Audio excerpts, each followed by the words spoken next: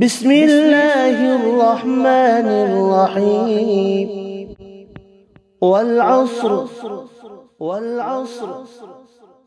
بسم الله الرحمن الرحیم. د ملي تلویزیون ډېر قدرمنو لیدونکو سلامونه او نیکې هیلې مې ومنئ. په دې هیله چې روغ رمټ خوشحاله و ارامه اوسئ. د والعصر خپرونه ده او زه ایمل صافی یم. که څه هم تاسو ته بهتره معلومه ده چې په دې خپرونه کې همیشه ډېر درانه میلمانه لرو او د اړوندې موضوع په اړه ورسره بحث او خبرې لرو. خوشبختانه په دې خپرونه کې مو هم ډېره ښکلې موضوع ټاکلې ده، هغه موضوع چې موږ ټول ورته ډېر ضرورت لرو او غواړو چې د درنو میلمنو نظرونه را سره شریک کړي د اړوندې موضوع په اړه. موضوع مو د اولاد تربیت دی چې د اسلام له نظره اولاد باید څنګه تربیه شي او په اسلامي ټولنه کې کوم ارزښتونه ورته ورکول شي. هیله ده چې خپرونه را سره تر پایه وګورئ او تر پایه لیدونکي اوسئ. ډېر درانه میلمانه دي. لومړی مولوي صاحب صفي الله فیضي، ستړی مه شئ. مننه. سلامونه تاسو ته او ستاسو لیدونکو او اورېدونکو ته. مننه. او بل دروند میلمه مولوي صاحب امداد الله امداد، ستړي مه شئ. مننه صافیه صاحب، ډېره زیاته مننه. الله مو خوشحاله آباد اوسئ. مننه. په دې هیله چې خپرونه را سره تر پایه وګورئ او تر پایه لیدونکي اوسئ. لکه څنګه مو چې مخکې یادونه وکړه چې واقع ډېره ښکلې موضوع ده، هغه موضوع چې ګڼ هیوادوال ورته په تمه دي چې د اسلام له نظره باید موږ د خپلو اولادونو روزنه تربیت څنګه وکړو چې تر څو د هغوی دنیا او آخرت ښکلی شي، هم په ټولنه کې اهمیت پیدا کړي، هم په آخرت کې جنت فردوسي په نصیب کړي. الله تعالی هم د ټولو په نصیب کړه. مننه. راځو لومړی مولوي صاحب له تاسو څخه د اسلام له نظره د ماشومانو تربیت اهمیت څه دی؟ که په دې اړه درنو لیدونکو ته معلومات کې خوښ وشو. الحمدلله والصلاة والسلام علی رسول الله. اما بعد. محترم صافی صاحب، د ماشوم او د اولادونو تربیت په اسلام کې ډېر اهمیت لري او اسلام ځانګړې توجه یې ورته کړې ده. لکه څنګه چې ماشوم او اولادونو ته الله رب العالمین د دنیا د ژوند ښایست او زینت ویلی. لکه الله رب العالمین فرمایي المال والبنون زینة الحیات الدنیا. مال او اولادونه دا د دنیا د ژوند زینت دي، نو د دې زینت ساتل او تربیت هم پکار وي. که موږ نورو زینتونو ته لاړ شو، مثلا د سینګار اسباب دي، د ژوند د ښایست اسباب دي، د هغه ساتنه هم په موږ او تاسې باندې شته. هر شی مثلا ساعت د په لاس کې ښه به یې ساتو یا نور د زینت اسباب دي هغه ښه ساتو. نو دقسې الله رب العالمین اولادونو ته هم زینت وي، نو دې کې توجه ډیره پکار ده. ځکه الله رب العالمین چې زینت وي نو د زینت ساتل دا ضروري دي په موږ باندې. مثلا د مثال په طور الله رب العالمین په خپله موږ ته د اولادونو د تربیې په باره کې امر کوي. الله رب العالمین فرمایي یا ایها الذین آمنوا قوا انفسکم و اهلیکم نارا. ای هغو خلکو چې تاسې مؤمنان ایمان مو راوړئ، تاسې خپل ځانونه او خپل اهل یعنی اولادونه میرمن دا د جهنم د اور نه وساتئ. نو محترم صافی صاحب، د اولادونو ساتنه د جهنم د اور نه هلته کیدی شي چې ښه سالم تربیت وشي، د اسلام د آدابو په رڼا کې تربیت وشي، نو په هغه وخت کې ساتنه کیږي. که دې آیت ته لږ وضاحت ورکو نورم، د دنیا دعوتونه او د آخرت دعوتونه دا سره لږ توپیرونه لري.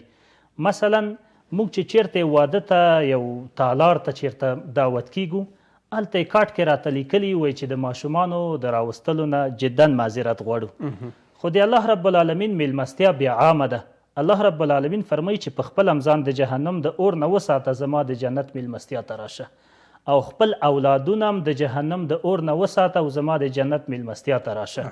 نو د الله رب العالمین دغه امر چې موږ ته امر کوي چې ځانونه او خپل اهل تاسې د جهنم اور نه وساتئ، نو دا هلته کیدی شي چې موږ اولاد سالم تربیت کو، اسلامي احکامو باندې، اسلامي آدابو باندې، د رسول الله صلی الله علیه وسلم عادات او کردار او سنتونه ورو ورو پې باندې عملي کو.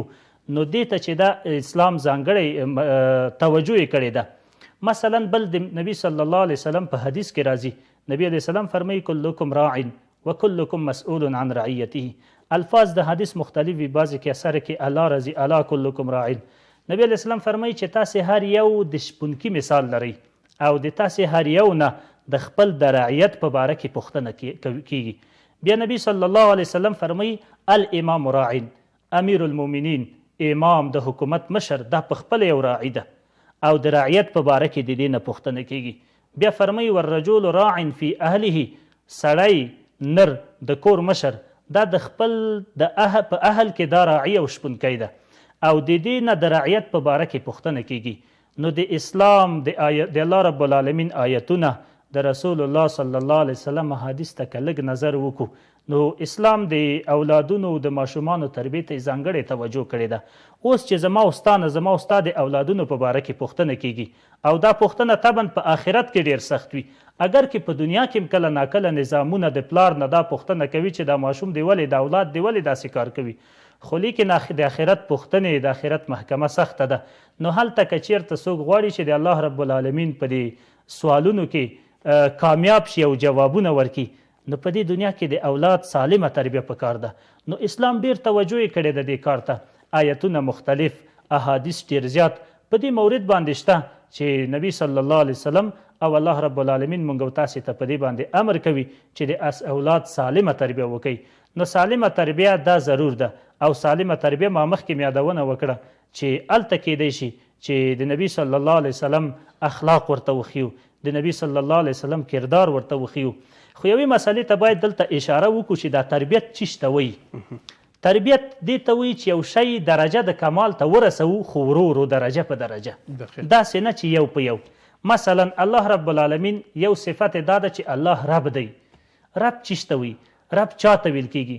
رب هغه چا ته ویل کیږي چې خپل هغه مخلوق یا خپل ماتحت درجه د کمال ته رسوي ورو ورو. یا مثلا که بل مثال ورکو، دا د ورزش استادانو ته خلک مربي وایي. نو مربي داسې نه کوي چې یو سړی په د اوله مرحله کې په د یوه ورځ کې فوټبالر کی یا په یوه ورځ کې کرکټر کی. یعنې مور پلار هم همداسې درجه په درجه د الله رب العالمین تربیت هم همداسې ده. مثلا الله رب مونږ چې غنم وکرو نو داسې نه کیږي چې دا غنم یو په یو غټ شي. الله رب العالمین د غنمو تربیت داسې درجه په درجه کوي، ورو ورو یې چې دا کمال ته رسوي. نو زما او ستا تربیت هم الله رب العالمین کړی ورو ورو یې درجه د کمال ته رسولی یو. نو دغه اسلامي تربیت هم چې اولادونو ته موږ او تاسې ورکوو یو په یو نه، درجه په درجه.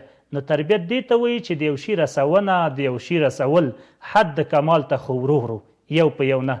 که یو په یو شي هغه بیا تربیت نه وي بلکې هغه یو فشار وي، جبر وي. نو اسلام ځانګړې توجه یې کړې ده دې مسلې ته. ډېره زیاته مننه مولوي صاحب. کور ودان واقعا ډېره ښایسته موضوعاتو ته یې اشاره وکړه. الله تعالی مو ټول همداسې کامیاب لاړ چې تر څو د خپلو اولادونو روزنه په سالم او دیني ټولنه کې وکړي. مننه.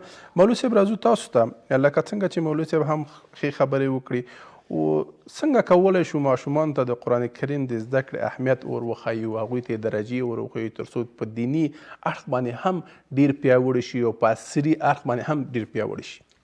نحمده ونصلي على رسوله الكريم أما بعد فأعوذ بالله من الشيطان الرجيم بسم الله الرحمن الرحيم ادع إلى سبيل ربك بالحكمة والموعظة الحسنة وجادلهم بالتي هي أحسن إن ربك هو أعلم بمن ضل عن سبيله وهو أعلم بالمهتدين صدق الله العظيم.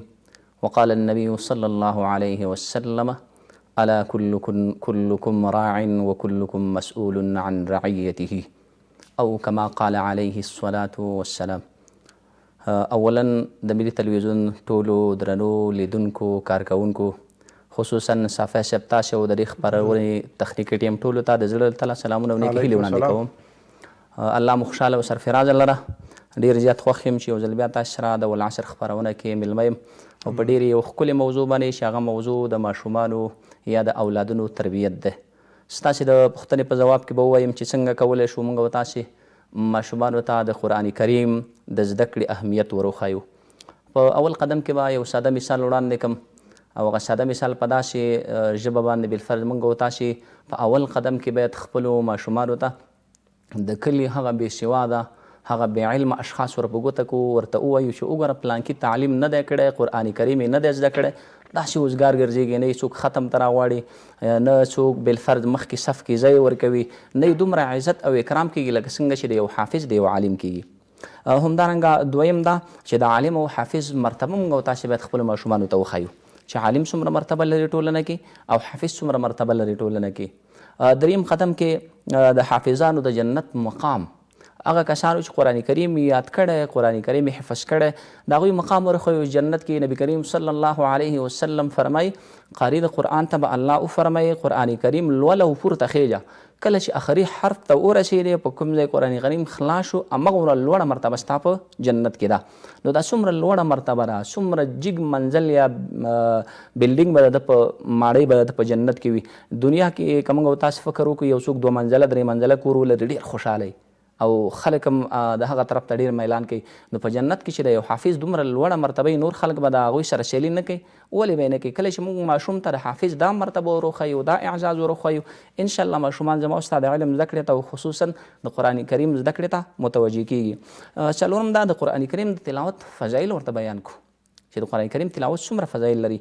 نبی کریم صلی الله علیه وسلم فرمای من قرأ حرفا من کتاب الله فله به حسنه.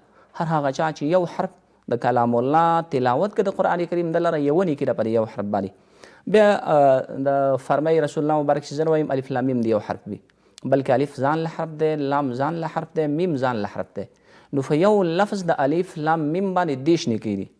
بیا د راوي د حدیث وایي چې زه بیا وایم دا یو الف ځان له یو حرف نه بلکې الف 3 حروف دي، الف دی، لام دی او فا ده، 3 حروف شو. نو په هر یو حرف باندې 10 نیکي. صرف د الف د لفظ 10 نیکي شوي، د لام د لفظ 10 نیکي شوي، د میم د لفظ ذکر یو 3 حروف دي کنه، میم یا میم لام الف میم لام. نو 9 نیکي په یو حرف باندې الله جل جلاله یو مسلمان ته، یو حافظ ته، یو لوستونکي ته قرآن ته ورکوي. کله چې دا فضیلت موږ ماشومانو ته ووایو چې دومره فضیلت الله درکوي، دومره یې درجه لوړوي، هغه خامخا طبعا متوجه کېږي د قرآن کریم زده کړې ته. او د دې ترڅنګ نبی کریم صلی الله علیه وسلم فرمای ان الذي ليس في جوفه شيء من القرآن كالبيت الخريب. هغه شخص چې د هغه په سینه کې یو لفظ، یو حصه، یو آیات د قرآن کریم موجود نه وي، دا په مثال له کنډواله کور دی، د وران کور دی. نو په ټولنه کې موږ تاسو کنډواله کورونه ګورو چې هغه ته حیوانات هم ورځي، هغه ته وحوش هم ورځي، هغه ته انساني حاجات هم هلته خلک پوره کوي ورځي، هلته د پیریانو د اوسېدلو ځایونه هم وي. نو طبعا چې کله د انسان زړه د قرآن کریم نه خالي، د تلاوت نه خالي، همدارنګه د قرآن کریم د زده کړې نه خالي، خامخا به دلته د شیطان کور وي، دلته به د دنیا خواهشات راټول شوي وي. کله چې دا فضیلت موږ او تاسې ماشومانو ته بیان کړو، انشاءالله ماشومان زموږ او ستاسې متوجه کېږي د قرآن کریم زده کړې ته. دریم حدیث هم فرمایم، دریم حدیث کې نبی کریم صلی الله علیه وسلم فرمای مجتمع قوم فی بیت من بیوت الله. نه راجمع کېږي هیڅ یو قوم په یو کور د کورونو د الله کې، یعنی مسجد کې، یو مدرسه کې، یتلون کتاب الله چې دوی هلته لولي کتاب د الله تعالی، ويتدارسونه فيما بينهم او درس کوي دا د الله کلام په خپل مابین کې، یعنی حافظان یو بل ته دور کوي، یا یو عالم د ترجمه د قرآن کریم کوي او دا درس کوي. الا مگر که راجمع شي دا خلک په جماعت کې د دغه زده کړې د قرآن لپاره، د ترجمې د قرآن کریم لپاره، نزلت علیهم السکینه، په دوی باندې د الله د لورې نه آرام نازلیږي. وغشیتهم الرحمه، دوی د الله رحمت پټوي، یعنی د الله رحمت دومره ډېر نازلیږي په دې خلکو باندې، دا خلک د الله په رحمت کې راپټېږي، رانغالل کېږي. او همدارنګه ورپسې جمله کې راځي چې د دوی نه ګر شاپېره ملایکې کړۍ اچوي، او بیا راځي وذکرهم الله فی من عنده، او الله یادوي د خلکو لره د هغه چا په مخ کې چې د الله سره دي، یعنی د هغه معززو مخلوقاتو په مخ کې ملایکې دي، د هغه په مخ کې الله ستا یاد کوي. الله وایي ته ما د دنیا کې د یو انسان په مخ کې یاد کا، د یو غریب، د یو بیچاره، د یو بېکسه، زه به تا هلته د ملایکو په ټولګي کې یاد کړم. دا فضیلت که ما او تا ماشوم ته بیان کړو، خپلو اولادونو ته یې بیان کړو، انشاءالله هغه د قرآن کریم زده کړې ته متوجه کېږي او د قرآن کریم زده کړې ته بیا فمیله باندې روانېږي. ډېره زیاته مننه کور ودان مولوي صاحب. واقعیت چې ډېرې مهمو نقطو ته مو اشاره وکړه، الله مو باعزته لره. قدرمنو لیدونکو، زو یوه لنډه دمه لرو، دمې نه وروسته بیا هم د والعصر خپرونه دوام لري. والعصر والعصر والعصر والعصر. قدرمنو لیدونکو، بیا هم درته هرکلی کوو. د والعصر خپرونه ده، ډېر درانه میلمانه را سره حضور لري. لکه څنګه مو چې مخکې یادونه وکړه، د اولادونو تربیت موضوع ده او مولوي صاحبانو ډېرې ښکلې نظریې پرې ورکړې. واقعیت چې او د هر مسلمان دا خوښه ده چې دا ایمان دی چې خپل اولادونه د دین په ګاڼه باندې سنبال وساتي او همیشه د دنیا او آخرت ګټې وکړي. راځو مولوي صاحب، تاسو ته په کور کې د دیني روزنې کم بنسټي اصول دي چې موږ په کور کې هغه اجرا کړو چې تر څو زموږ اولادونه الګو واخلي او هغوی مو ووایي چې مثلا زما پلار دینی عالم دی، زما ورور قاري د قرآن دی، زما خور حافظ د قرآن ده. یعنې په دې الګو ورته څنګه وټاکو چې تر څو راتلونکی نسل هم همداسې د دین په ګاڼه باندې سنبالي. محترم صافی صاحب، بنسټیز اصول په کور کې ډیر مهم دي او په ډیرو مواردو باندې کیدای شي چې موږ خپل ماشومان په خپلو کورونو کې اسلامي تربیت باندې تربیه کو. مثلا داسې په عموم کې به ووایم، بیا به یو څه خصوصي موارد ووایم. مهرباني. عموم کې د الله رب العالمین احکام، د نبی صلی الله علیه وسلم سنتونه داسې مرتبه او درجه په درجه په باندې عملي کول، داسې نه چې یو په یو په جبر باندې په تیزی باندې. لکه نبی صلی الله علیه وسلم د امت د تربیت دپاره، د ماشومانو د تربیت دپاره یوه ښایسته الګو و.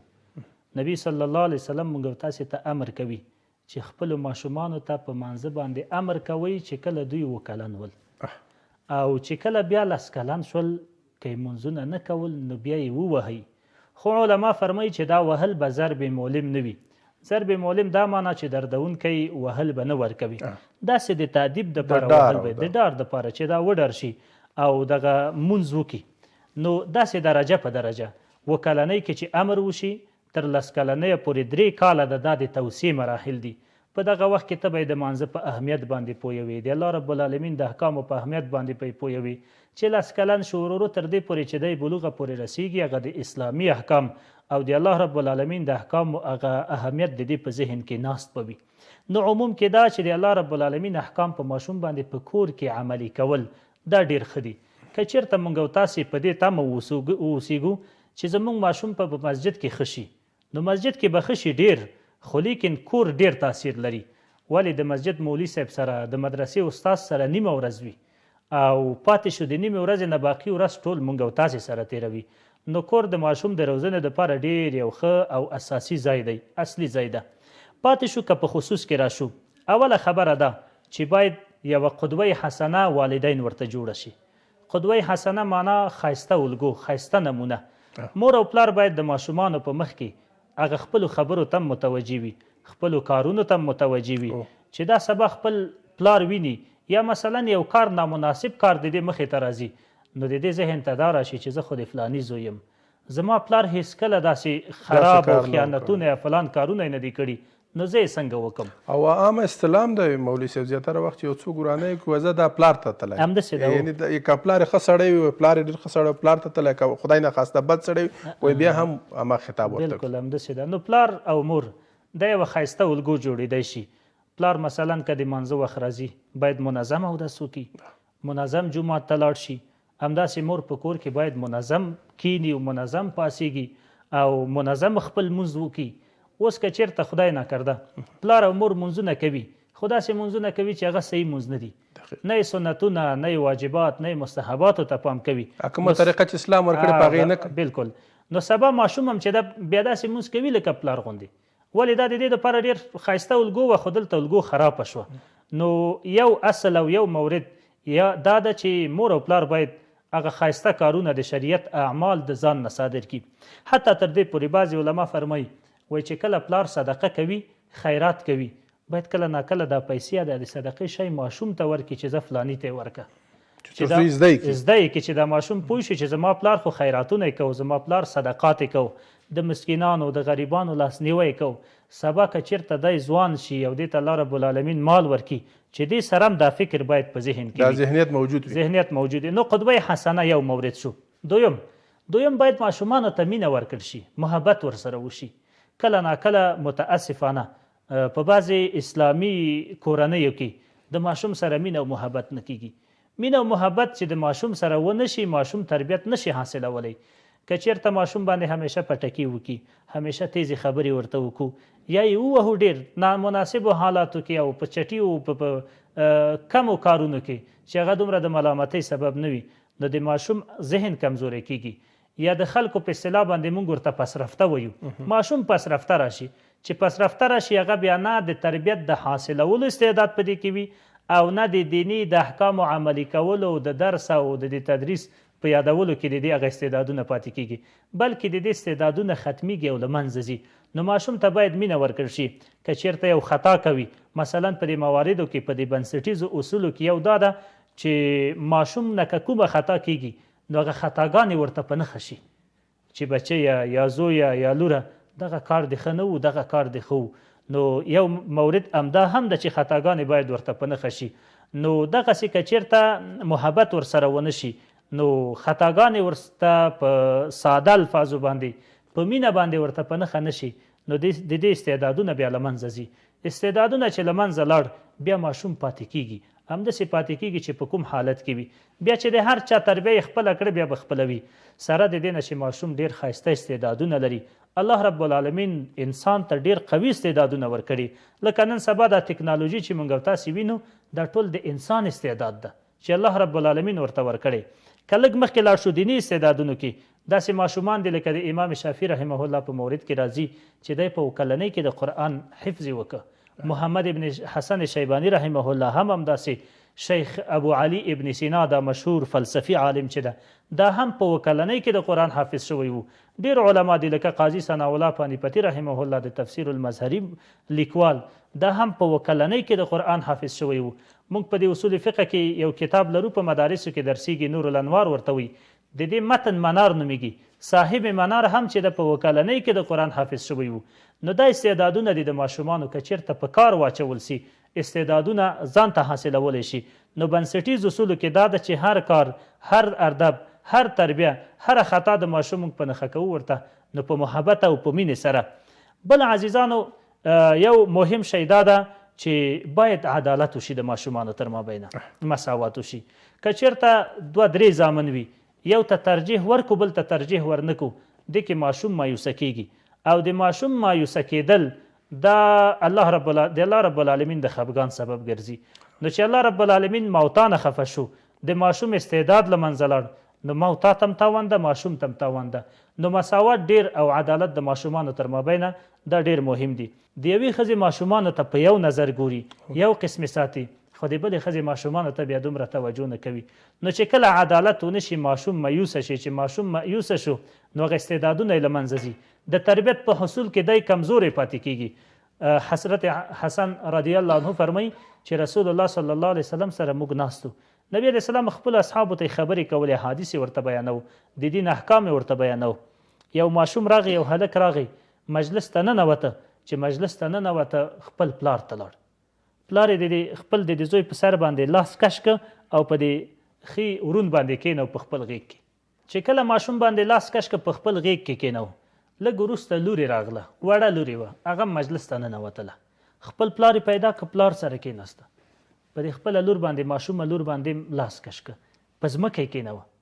نبي صلی الله علیه وسلم ورته وایي چې ولې په دې چپ رون باندې چپ زنګون باندې دا ماشوم نه کېنوي دا ماشومه. نو ماشومه بیا پورته کړه او په خپل غېږ کې کېنو. نو نبی صلی الله علیه وسلم د ماشومانو د اولادونو د عدالت په رابطه باندې ډېر سوي دي. عمر ابن عبدالعزیز چې یو امیر المؤمنین په دې اسلامي تاریخ کې تیر شوی ډېر یو عادل انسان یو بچی ورته ډېر ګرانو. د خپل بچی خپل غېږ ته نږدې کړه ورته ویل چې بچی الله رب العالمین پوهېږي چې ته را باندې ګران یې خو لیکن د نورو ورونو د وجې نه تا ته زه ترجیح نشم درکولی چې تا ته لږ زیات شیونه درکوم یا تا لږ ښه وساتم د دې دپاره چې دا مې اولادونه دي او ته مې اولاد دي نو یو ته په بل باندې ترجیح ورکول دا هم نامناسب دي. نو بنسټیز اصولونه یو دا ده چې د ماشومانو او د اولادونو تر مابینه باید مساوات وشي. که هغه هلک که جلکۍ وي باید مساوات وشي تر دې پورې چې د لوبو شیان مثلا موږ هلک ته راوړو نو چې د جلکۍ د لوبو سره کومه خبره کوم اسباب مناسبي هغه ته هم باید راوړو د دې دپاره چې دوی باید مایوسه نشي. نو بنسټیز اصول خو ډیر دي خو همدومره هم چې عملي شي انشاءالله چې د ماشومانو تربیت به په سمې طریقې سره وشي. ډېره زیاته مننه مولوي صاحب. کور ودان واقعیت ډېر ښکلې موضوع ته مو اشاره وکړه. الله مو ژوندي لره. مولوي صاحب راځو تاسو ته لکه څنګه چې مولوي صاحب هم په بېلابېلو موضوعاتو باندې خبرې وکړو د اولاد تربیې په اړه ولې ماشومانو ته د صبر او انصاف او عفو درسونه ورکول ډېر مهم دي؟ هغه علت العامل څه دی چې یو انسان خپل اولادونو ته ووایي چې ته صبر هم لره مثلا په ټولنه کې انصاف هم کوه او خلکو ته عفو هم کوه دغه هدف یې دغه څه دی؟ مننه صافی صاحب الله مو خوشحال لره. ښکلې پوښتنه مو وکړه چې ولې ماشومان ته د صبر د عفو او همدارنګه ورسره څنګ کې د انصاف درس ورکو یا د دې اهمیت ورته وښایو. دا خو ډېرې ګټې لري. اوله ګټه دا ده ځکه انبیاو ته الله د صبر تلقین ورکړی، ځکه الله جل جلاله فرمایي واصبر کما صبر اولو العزم من الرسل. ای پیغمبره داسې صبر کوه لکه څنګه چې اولو العزم رسولانو له تا نه مخکینیو هغه د اوچتو مرتبو رسولانو صبر کړی و. څنګه چې نبي کریم صلی الله علیه وسلم ته هغه ته د صبر تلقین کیږي، نو د صبر اهمیت د دې نه معلومیږي چې ما ته خپلو اولادونو ته خپلو ماشومانو ته هم د صبر تلقین ورکو، د صبر سره عادت وګرځو او داسې صبر سره عادت وګرځو چې آینده لپاره که هر حالت په د باندې راځي، که مصیبتونه راځي، که دردونه راځي، که تکالیف راځي، که بالفرد کورنۍ کوم غړی وفات کیږي، په دې ټولو حالت کې د صبر وکړي. او همدارنګه د قرآن کریم د تیر شو واقعاتو نه چې کوم واقعات ذکر دي، مثلا د ایوب علیه السلام صبر دوی ته وروښایو چې ایوب علیه السلام باندې څومره تکلیفونه تیر شوي وو، صبر الله جل جلاله نجات ورکړه. همدارنګه د نوح علیه السلام صبر، نوح علیه السلام 9.5 کاله تبلیغ وکړه، 9.5 کاله صبر وکړه د امت ته چې دی ایمان راوړي. حتی دی به په دې منځ کې د 9.5 کالو په داخل کې کافرانو ووهل، په غاړه کې به ورته چادر واچو، دی به یې دومره ووهل، دی ویل زه به بېهوشه شوم. کافران به رال چې زه دی مړ شو، هغوی به رانه لاړ چې کله به لاړه زه به بېرته را بیدار شوم جوړ به وم. خو لیکن دا قوم همداسې 9.5 کاله د پرېښو، د 9.5 کالو نه بعد دی به وایي ربي لا تذر علی الارض من الکافرین دیاره. د هغه نه بعد بیا خیرا کوي، بیا د الله جل جلاله نه د نصرت دعا کوي. نو الله جل جلاله بیا د نوح علیه السلام امداد کوي. نو وګوره نوح علیه السلام څومره صبر وکړه، دغه عمره د صبر تلقین باید خپلو اولادونو ته هم ورکړی شي. او همدارنګه د هغه تر څنګ د اسماعیل علیه السلام صبر، اسماعیل علیه السلام ماشوم دی، ابراهیم علیه السلام راجګېږي ورته وایي چې دا 3 شپې سر په سر خوب وینم، د الله د لورې نه امر دی چې حلال دې کړم، ذبحه دې کړم. اسماعیل علیه السلام په دې حالت باندې د صبر کې د خپل پلار سره ځي، پلار ته وایي هر هغه څه وکړه چې ستا خوښه یې او د الله رضا پکې ده.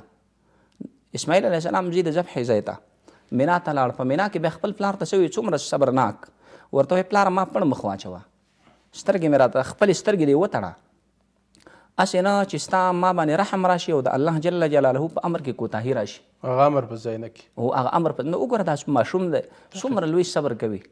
نو دغه صبر تلقین باید خپلو اولادونو ته ورکړی شي، ځکه د عربي یو مقوله موږ وایو الصبر مفتاح الفرج.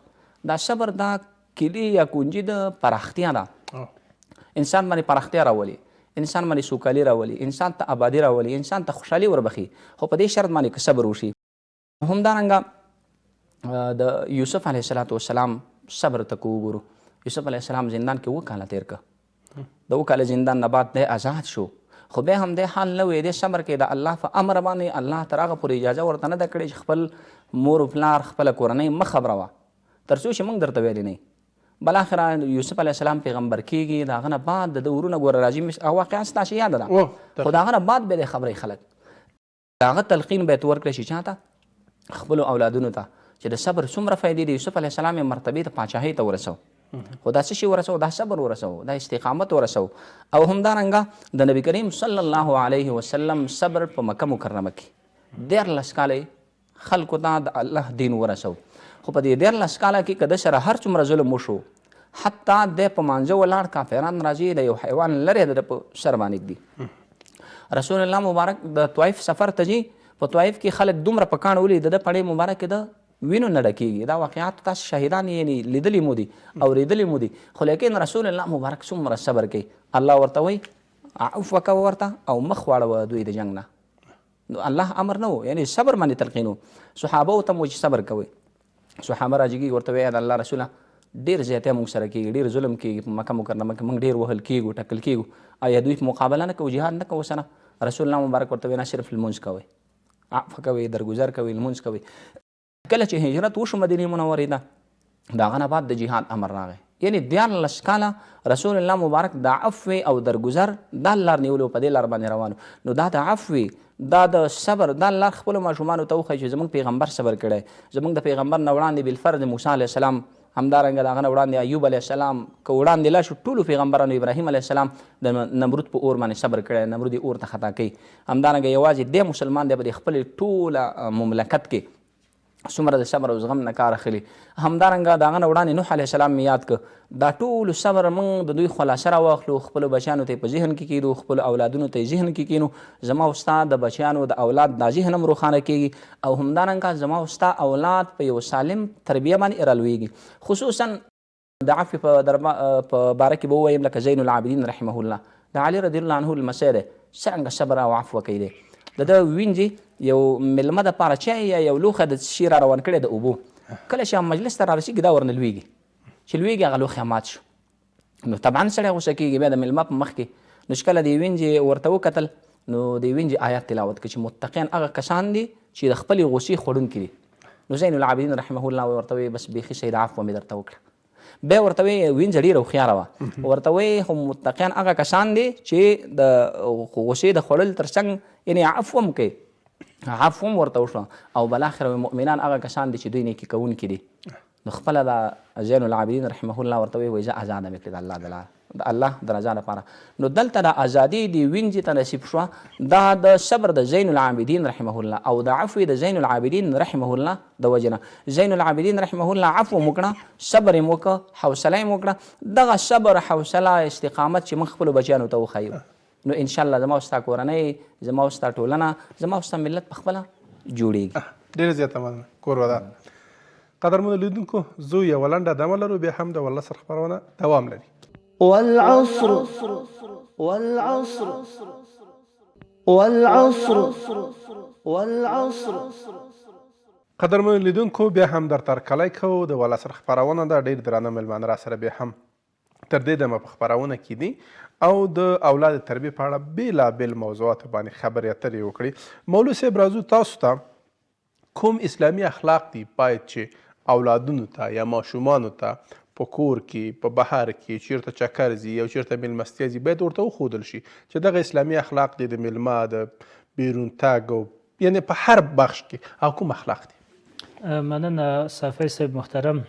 د ماشومانو تربیه باید په اخلاقو باندې وشي، خو کوم اخلاق ډېر ماشومانو ته چې مهم دي چې د ماشومتوب نه په دې اخلاق باندې دوی سمبال شي. اوله خبره صدق ده چې ماشوم ته باید رښتیا وویل شي او په رښتیا باندې د دې تربیت لوی شي. د دې دپاره چې خدای نکرده که چېرته دی په دروغو باندې عادت شي نو بیا د مرګ تر اخره پورې بیا به دا دروغ وایي. دا بیا خپل اولادونو ته دروغ وایي، هغه دا سلسله هم داسې ځي.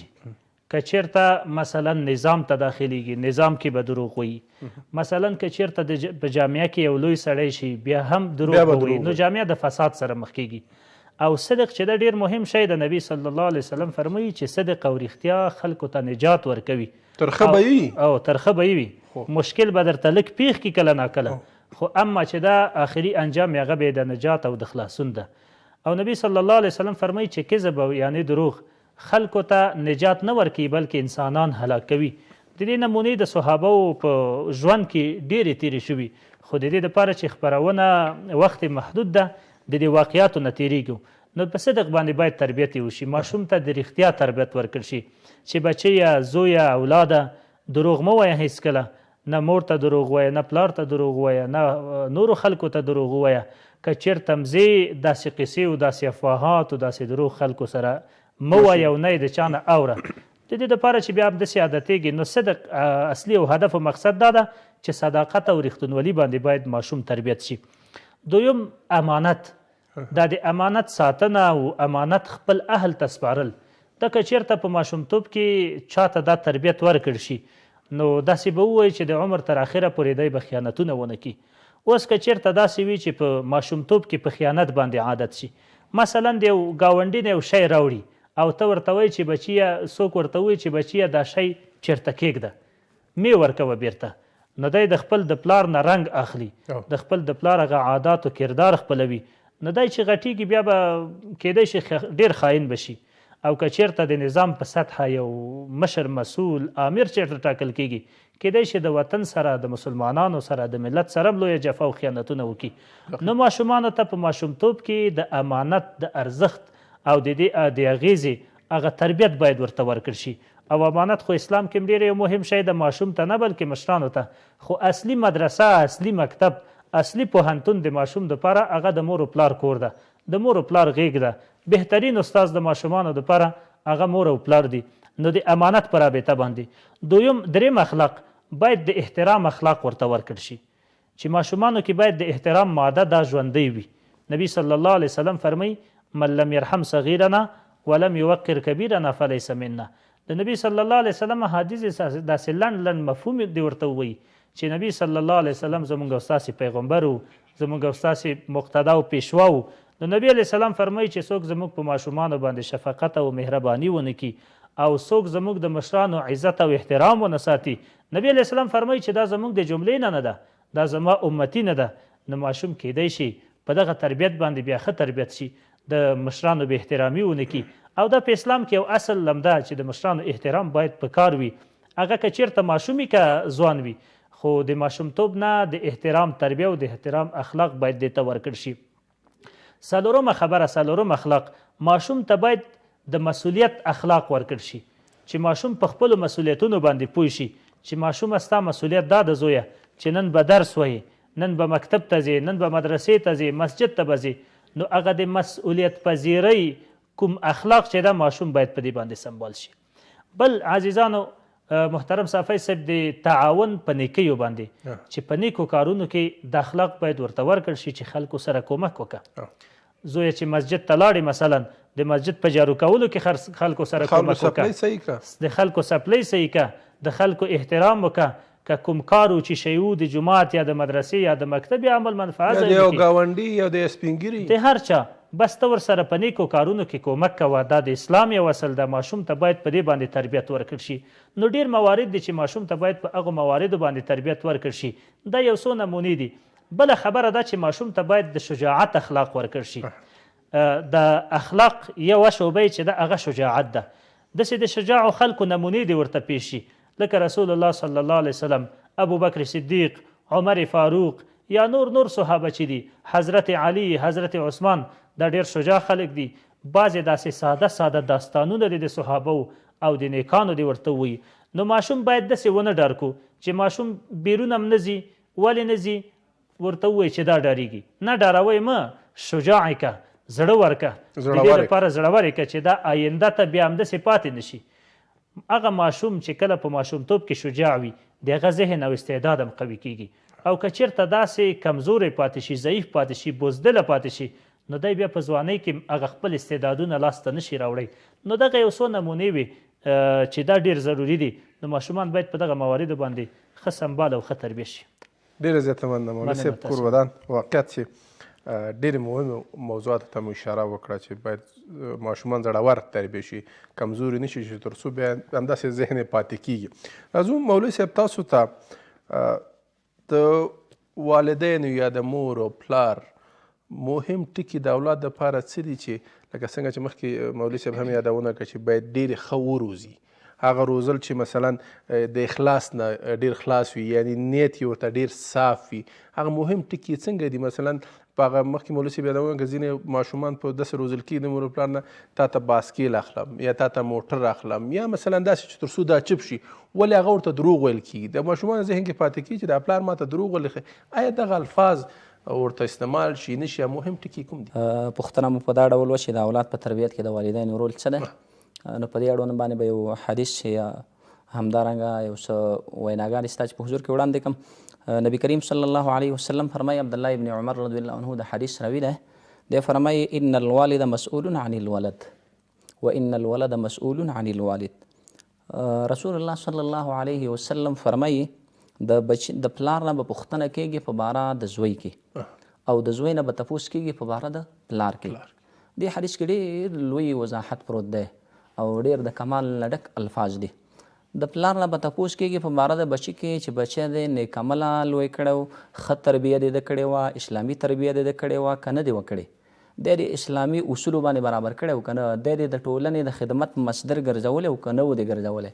او همدارنګه له بل پلوه به د بچي نه تپوس کېږي چې د پلار احترام دې کړی و که نه، د پلار عزت دې کړی و که نه، د پلار مرتبه دې پېژندلې و که نه، د پلار شمله دې پورته کړې وه که نه. یعنې دا ټول هغه څه دي چې موږ او تاسې په ټولنه کې وینو. که د یو چا بچی لوړ مقام ته ورسېږي، ښه مرتبې ته ورسېږي، خلک یې پلار ښه یادوي. دقیق. خو که د یو چا زوی پس ته پاتې شي او هغه ناوړه اعمال ترسره شي. بالفرض موږ او تاسې په ساده الفاظو باندې یو لوفر یو لوچک شي یو پوډري شي نو بیا هر سړی ورته پلار باندې لعنت وایي. نو پکار دا ده چې پلاران د خپلو زامنو د کړه وړو د ټولو تپوس وکړي، پوښتنې وکړي، او همدارنګه خپل بچیان دا واړه بچیان زلمیان بچیان دوی کنټرول په لاس کې ولي، تر څو دی هر ماښام راځي خپل کور ته پلارو نه پوښتنه وکړي بچیا نن د کوم کارونه کړي، نن مانځه ته تللی وې نه وې تللی، درس ته تللی وې نه وې تللی، ماخوستن ولې ناوخته رالې. دغه ټولې هغه پوښتنې دي چې زموږ او ستاسې د ټولنې د صحت دپاره او د کورنۍ د جوړښت دپاره او د اولاد د تربیت لپاره مهم شیان دي. همدارنګه دویم حدیث به درته وړاندې کړمه. بل حدیث کې راځي رسول الله صلی الله علیه وسلم فرمایي رحم الله والدا اعان ولده على بره. رحمت د الله تعالی دی، یعنی رحم دی وکړي الله جل جلاله په هغه پلار باندې چې هغه خپل زوی نیکۍ ته سموي، نیکۍ ته برابروي، دینی تعلیم ورکوي، همدارنګه د روحیه جوړوي، د تربیت کوي.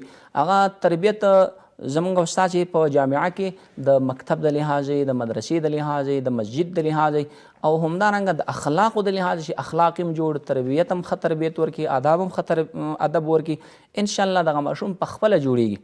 دغه د مور او پلار دپاره د نیک عمل یو لویه ذخیره ګرځېږي.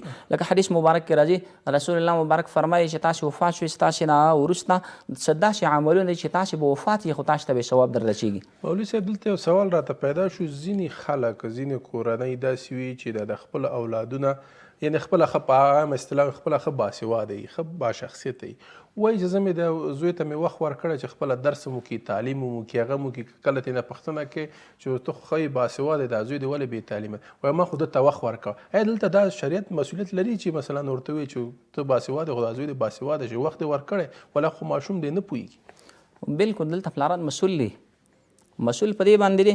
زه اوس درته آیات کریمه وایم. الله جل جلاله فرمایي دوه وخته مولوي صاحب تلاوت وکړه یا ایها الذین آمنوا قوا انفسکم واهلیکم نارا. ای د ایمان والا خپل ځانونه او خپل اهل د جهنم د اور نه وساتئ.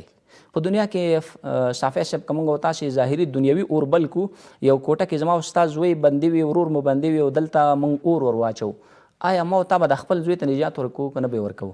بالکل یې ورکوو، د سر په به یې ورکوو. نو هغه د جهنم اور چې د دې اور نه سخت ورم دی، نو آیا د هغه نه به نجات نه ورکوو؟ ولې د هغه نه موږ باندې نجات ضرور دی چې د جهنم د اور نه موږ ده ته نجات ورکوو. نو دی چې بېلارې کېږي، دی چې خپل سړی ته پرې پلارې مجرم راځي. ځکه د دې آیات کریمه وضاحت علي رضی الله عنه داسې کوي ادبوهم وعلموهم. د دې آیات تفسیر داسې کوي چې ادب ورکړي خپلو بچیانو ته، علم زده کړي خپلو بچیانو باندې. حتی د ورپسې متصل حدیث کې راځي رسول الله صلی الله علیه وسلم فرمایي د سړي لپاره، سفیان ثوری رحمه الله قول دی، وایي د سړي لپاره دا جایز دي د پلار لپاره چې خپل زوی په زور باندې د علم حدیث درس ته کښېنوي. یعنې دلته عبارت هم همداسې دی چې ینبغي للرجل ان یکره ولده على طلب الحدیث. مناسب ده د سړي لپاره د پلار لپاره چې خپل زوی د علم حدیث په درس باندې مجبوره کړي، زور ور باندې وکړي، حتی تر دې پورې چې دی په خپل لاس باندې راولي، یو عالم ته یې کښېنوي، مسجد ته یې بوځي، مدرسې ته یې بوځي. د زوی نګراني په پلار باندې، یعنې دا حق لري زوی چې ده ته ښه علم ور زده کړي، دی د ټولنې لپاره یو ښه شخصیت وړاندې کړي، نه دا چې د ټولنې لپاره بد شخصیت شي. نو همدارنګه د دیني علومو زده کړه ده، د سپین ږیرو احترام دی په ټولنه کې، د مشرانو د کشرانو د هر یو چا قدر په همغه خپله مرتبه کې وکړي، تر څو دا خپله ټولنه هم برابر شي، خپله کورنۍ هم برابر شي، او دغه ماشوم د دې ځوان تربیت هم ښه تربیت وشي. ډیره زیاته مننه کور مدان چې راغلی او د اولاد د تربیې په اړه هم د شریعت په رڼا کې نظرونه ورکړه. کور مدان الله مو ژوندي لره. ډېره مننه، ژوندی اوسې صافی صاحب. مننه. قدرمنو لیدونکو له تاسو نه نړۍ مننه چې تر دې دمه د ولا سره د خپرونې لیدونکي وئ. تر بلې خپرونې چې بیا ستاسو درانه حضور ته حاضرېږم نو تاسو په لوی او بخښونکي رب سپارم. هر چیرې چې یاستئ خوښه خوشحاله شئ، بیا ولرئ. د خدای په امان له ملي تلویزیون سره اوسئ.